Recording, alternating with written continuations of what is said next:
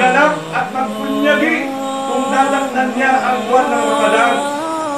Dahil alam ng Muslim na ang buwan ng Ramadan ay Mawsimul Khairat. Mawsimul Khairat, meaning season o panahon ng mga biyaya at mga kabutihan na pwedeng anihin ng mga nakahandang magsasagawa ng asyam at mga ibada sa buwan na ito. Tulad halimbawa ng mga prutas, season ng mga lansones o panahon ng mga puno ng durian. Kung ikaw ay nagtanim nito, ikaw ay aani sa kanilang panahon, Mawsimul Khairat.